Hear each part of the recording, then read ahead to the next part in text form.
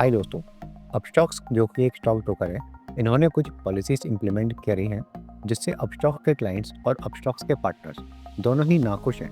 तो इस वीडियो में हम इस इशू पर बात करेंगे जिससे आपको डिटेल में सारी बातें समझ में आ जाएं। तो सबसे पहले बात कर लेते हैं कि अपस्टॉक्स के क्लाइंट्स को क्या दिक्कत फेस करनी पड़ रही है। तो अपस्टॉक्स ने रिसेंटली अपनी पॉलिसीज में कहा है कि अब वो क्लाइंट से एनुअल मेंटेनेंस चार्जेस लेना स्टार्ट करेंगे, जो कि पहले नहीं दिया जाता था। अब इसमें से कुछ क्लाइंट्स ने अपस्टॉक्स में अपना डीमैट अकाउंट इसलिए ओपन किया था क्योंकि पहले अपस्टॉक्स डीमैट अकाउंट पर कोई भी एनुअल मेंटेनेंस चार्जेस नहीं लेता था। अब पुराने क्लाइंट्स के अकाउंट पर भी एनुअल मेंटेनेंस चार्ज लेना शुरू कर दिया है अपस्टॉक्स ने। इस पे अगर क्लाइंट अपस्टॉक्स के अगेंस्ट कंप्लेंट भी करता है कि पहले तो आपने बोला था कि आप एनुअल मेंटेनेंस चार्जेस नहीं लेंगे, तो भी अपस्टॉक्स ये बोल के बच जाएगा कि हमने पहले ही मेंशन किया है कि ये बेनिफिट्स हम कभी भी चेंज कर सकते हैं। तो कंपनीज ऐसे स्टार मार्क करके, जैसे कि आप स्क्रीन पे देख सकते हैं, ऐसे टर्म्स एंड कंडीशन रख देती हैं जिसका वो बाद में फ़ायदा उठाती हैं। तो अगर आपको अपने डीमैट में जीरो एनुअल मेंटेनेंस चार्जेस करने हैं तो आप आई बटन पर क्लिक करके बेसिक सर्विस डीमैट अकाउंट वाला वीडियो बाद में देख सकते हैं, जिससे आप अपना एएमसी चार्ज बचा सकते हैं। अब जान लेते हैं कि पार्टनर्स की अपस्टॉक्स के साथ क्या प्रॉब्लम चल रही है। तो यहाँ से वीडियो को आप ध्यान से देखिएगा क्योंकि आपको काफ़ी इंपॉर्टेंट बातें पता चलेंगी। तो पहले मैं आपको पार्टनर की डेफिनेशन समझा देता हूँ जिससे आपको सारी डिटेल समझने में आसानी होगी। तो दोस्तों, अपस्टॉक्स या कोई भी ब्रोकर जब मार्केट में आता है तो कम ही लोग उनके बारे में जानते हैं। तो ऐसे में ब्रोकर्स ऐसे लोगों के साथ पार्टनरशिप करते हैं जो उनका बिजनेस बढ़ाने में हेल्प कर पाएँ और न्यू क्लाइंट्स प्रोवाइड कर पाएँ जो कि स्टॉक मार्केट में ट्रेड या फिर इन्वेस्ट करते हों। मान लीजिए अपस्टॉक्स ने आपको पार्टनर बनाया है, तो आप जितने भी क्लाइंट्स का अकाउंट अपने लिंक से ओपन करवाएंगे, अपस्टॉक्स आपको उन सभी क्लाइंट्स पर कुछ परसेंटेज की ब्रोकरेज शेयरिंग देगा। मान लीजिए ये ब्रोकरेज शेयरिंग 40% है, तो जो भी क्लाइंट्स ट्रेड करेंगे तो उनके ट्रेड करने पर जो भी ब्रोकरेज जनरेट होगी उसको 40% आपको मिलता रहेगा।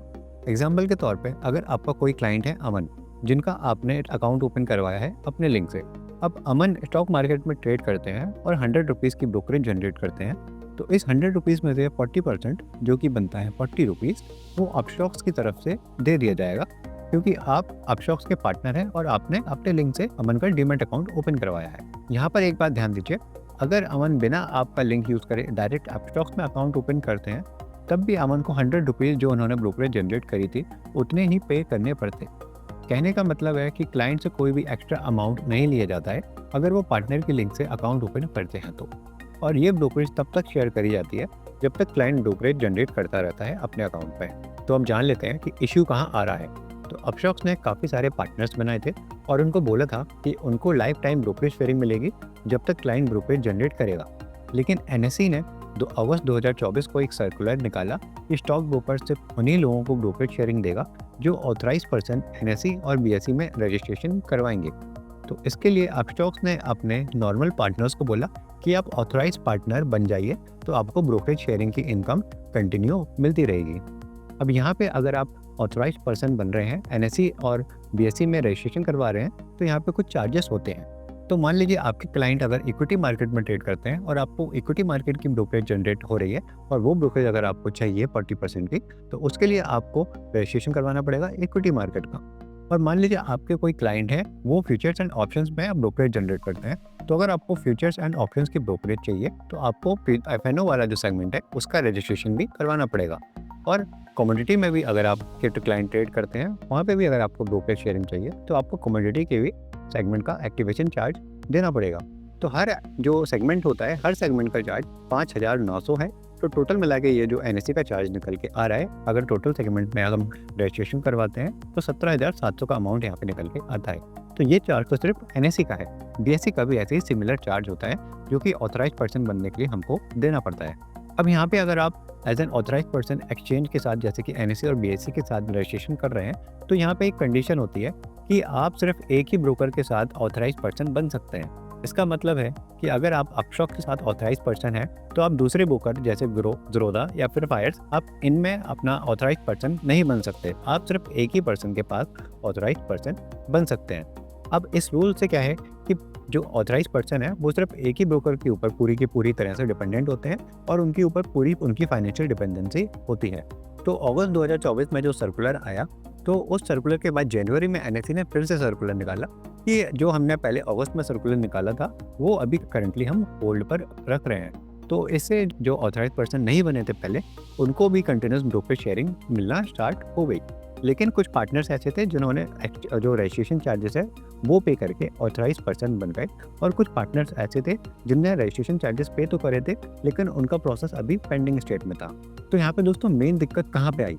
तो मेन दिक्कत ये आई कि 4 मार्च 2025 को अपस्टॉक्स ने अपने 2500 से ज़्यादा पार्टनर्स को मेल भेजा कि अब हम आपके साथ अपना जो ब्रोकरेज शेयरिंग का जो मॉडल है वो कंटिन्यू नहीं रखेंगे, हम आपके साथ अपना ये कॉन्ट्रैक्ट टर्मिनेट कर रहे हैं। तो इसका मतलब है कि अपस्टॉक्स के पार्टनर्स ने जितने भी क्लाइंट्स दिए होंगे, अब उन क्लाइंट्स की ब्रोकरेज शेयरिंग पार्टनर्स को नहीं मिलेगी, और पूरा का पूरा रेवेन्यू जितना भी जनरेट हो रहा है वो अपस्टॉक्स सिर्फ अपने पास ही रखेगा। तो यहाँ पे जो अपस्टॉक्स के पार्टनर्स हैं उनके बीच में नाराज़गी है, क्योंकि उन्होंने सालों तक अपस्टॉक्स के लिए क्लाइंट्स ऐड करे, अब एक झटके में अपस्टॉक्स ने उनकी सारी इनकम रोक दी। तो यहाँ पे अपस्टॉक्स की तरफ से ये यूज़ एंड थ्रो पॉलिसी की तरह देखा जा रहा है कि अब जब तक पार्टनर्स से क्लाइंट्स आ रहे थे तो अपस्टॉक्स ने उनका यूज़ किया, उनका क्लाइंट बेस अच्छा हो गया अपस्टॉक्स का, तो अपस्टॉक्स ने अब पार्टनर्स को टर्मिनेट कर दिया। अब यहाँ पे कुछ पार्टनर्स ने जब इस पे नाराज़गी जताई और अपस्टॉक्स को मेल लिखे कि आपने हमको बिना किसी रीज़न के टर्मिनेट कर दिया है, तो कम से कम आप कुछ क्राइटेरिया तो रखते, क्या कुछ बताते, अगर हमसे कोई परफॉर्मेंस एक्सपेक्टेड थे तो वो आपको बताना चाहिए था। तो इसके लिए अपस्टॉक्स ने कुछ पार्टनर्स के लिए ऐसी टर्म्स एंड कंडीशन रख दी कि आपको इतने क्लाइंट मंथली या फिर 2-3 मंथ में ऐड करने हैं, या फिर आपको इतनी ब्रोकरेज जनरेट करनी है, तब आपको इतने परसेंट की ब्रोकरेज शेयरिंग मिलेगी। तो ऐसी कंडीशन लगाना स्टार्ट कर दिया और बोला कि अगर आप इसको एक्सेप्ट करेंगे तो ही हम आपकी पार्टनरशिप कंटिन्यू रखेंगे। और तो ये जो कंडीशन रखी गई थी, ये कंडीशन ऐसी थी कि जिसको नियर टर्म में फुलफिल करना पॉसिबल नहीं था। मतलब ये पार्टनर्स के लिए बहुत एक इम्पॉसिबल सी जो कंडीशन थी वो लगाई गई थी, ताकि पार्टनर ये कंडीशन को फुलफिल ना कर पाए और ऑटोमेटिकली वो टर्मिनेट हो जाए। अब यहाँ पे जो कंडीशन लगाई गई थी, इससे एक सवाल ये भी उठता है कि पार्टनर्स को बोला गया था कि आपको मिनिमम इतनी मतलब 25,000 तो मिनिमम आपको ब्रोकरेज जनरेट करनी है अगर आपको 10% या 20% के स्लैब में आना है। तो यहाँ पे पार्टनर्स को पुश किया जा रहा था कि आप जो नए क्लाइंट्स हैं उनको ऐड करिए और अपने जो क्लाइंट्स हैं उनसे ब्रोकरेज जो है जनरेट करवाइए। तो ये इनडायरेक्टली इंड्यूसमेंट हो रहा था कि पार्टनर्स को प्रेशराइज किया जा रहा था कि आप अपने क्लाइंट से ट्रेड करवा के ब्रोकरेज जनरेट करवाइए। तो ये कहीं ना कहीं एक फेयर प्रैक्टिस नहीं मानी जा सकती है।